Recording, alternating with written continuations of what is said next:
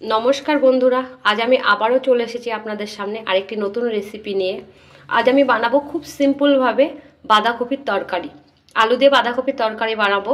এতে কোনো রকম বাটনার ঝামেলাই থাকবে না। বাটনা ছাড়াই যে এত সুন্দর একটা রেসিপি করা যায়, আপনারা না তৈরি করে খেলে বুঝতে পারবেন না এর এত সুন্দর টেস্ট হয়। তো চলুন দেখি কিভাবে বানানো যায়।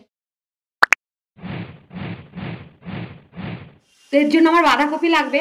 আমি দেখুন একদম বাগানের টাটকা তাজা বাঁধাকপি নিয়ে এসেছি।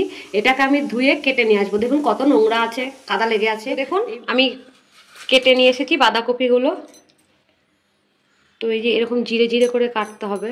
জানি না বুঝতে পাচ্ছেন কি না, এরকম করে জিরে জিরে করে কাটতে হবে, যতটা পারবেন, যতটা সম্ভব হয় আর কি, ওইভাবে জিরে জিরে করে কেটে নেবেন। আর এখানে দেখুন আমি নিয়ে নিয়েছি আলু, ডুমো ডুমো করে কেটে নিয়েছি। আর এখানে মিডিয়াম সাইজের একটা টমেটো কুচি রয়েছে, আর রয়েছে 3টে কাঁচা লঙ্কা। টমেটোগুলো আমি এইভাবে কেটেছি দেখুন। আর এখানে আমার দেখুন কিছু মশলা লাগবে।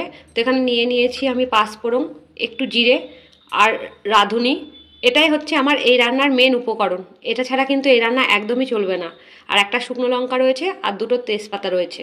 এদিকে আমি কড়াই বসিয়ে দিয়েছি। কড়াইটা আমার গরমও হয়ে গেছে। কড়াইতে দিয়ে দেবো সর্ষের তেল। রান্নাটা আমি সর্ষের তেলেই করব। তো আমি পরিমাণ মতন তেল দিয়ে দিলাম। তেলটা আমার প্রায় গরম হয়ে এসেছে। আমি একটু স্প্রেড করে নেব কড়াইয়ের চারিপাশে। এর মধ্যে দিয়ে দেবো শুকনো লঙ্কা, একটু ফাটিয়ে নিয়েছি নইলে ফেটে যায়।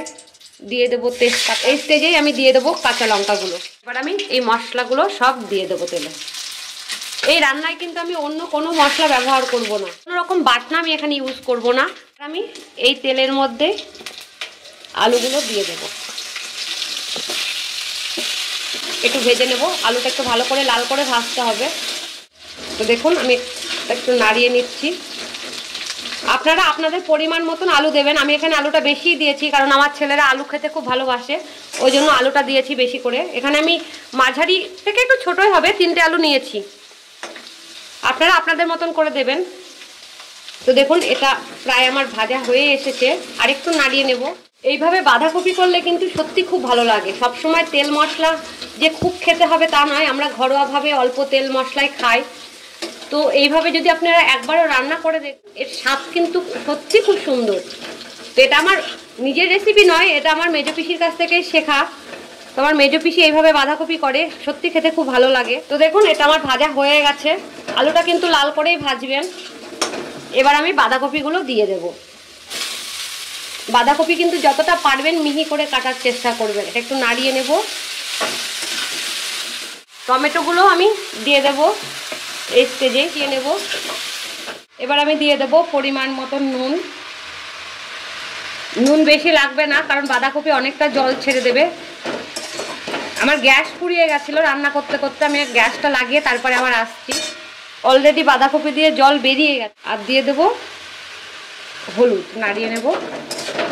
এই রান্নায় কিন্তু আমি এতটুকু জল ব্যবহার করব না, এটা পুরো লো ফ্লেমে আমি করব রান্নাটা, পুরোটাই লো ফ্লেমে করব, ঢেকে ঢেকে রান্নাটা করব। এবার আমি এটা ঢেকে দেব।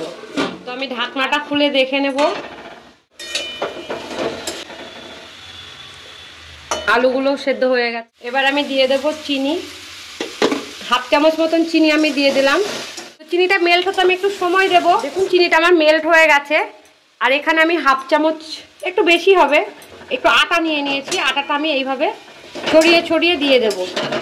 আপনারা চাইলে জলে গুলেও দিতে পারেন। আটাটা দিলে কি হবে, মাখো মাখো ভাব হবে আটাটা দিলে, সেই জন্যই দেওয়া। আপনারা চাইলে ময়দা বা চালের গুঁড়ো ইউজ করতে পারেন। তো আমি আরও 3 মিনিট মতন এটা কষিয়ে নেব, কারণ যতক্ষণ না আটার কাঁচা গন্ধটা যাচ্ছে ততক্ষণ আমায় কষাতে হবে। দেখুন এটা আমার হয়ে গেছে। এটা কেমন মাখো মাখো হয়েছে। এবার দেখুন প্রত্যেকটা গায়ে গায়ে লেগে আছে, মাখো মাখো ভাব এসেছে। তো এবার আমি রান্নাটা যেহেতু আমার অলমোস্ট হয়ে গেছে, এবার আমি দিয়ে দেব ঘি। 1/2 চামচ মতন ঘি আমি দিয়ে দিলাম। আপনারা পরিমাণ বুঝে দেবেন। আর দিয়ে দেব গরম মশলার গুঁড়ো। এখানে গরম মশলার গুঁড়ো আমি মিশিয়ে দিলাম 1/2 চামচ। এবার এটা আমি মিশিয়ে নেব। তো রান্নাটা আমার হয়ে গেল। আপনাদের কাছে আমার রিকোয়েস্ট থাকলো, আপনারা এইভাবে অন্তত একবার বাড়িতে বানাবেন আর এইভাবে খাবেন, দেখবেন এটা খেতে কতটা টেস্ট হয়। বাটনা ছাড়াই এত সুন্দর একটা রেসিপি আপনারা অবশ্যই একবার বাড়িতে বানাবেন। তো ভিডিওটা এতক্ষণ দেখার জন্য অনেক ধন্যবাদ। ভিডিওটাকে অনেক অনেক করে লাইক করুন, শেয়ার করুন, আর এই চ্যানেলটিকে সাবস্ক্রাইব করে রাখুন, যাতে আগামী ভিডিওগুলো আপনারা খুব সহজে আর তাড়াতাড়ি পেয়ে যান।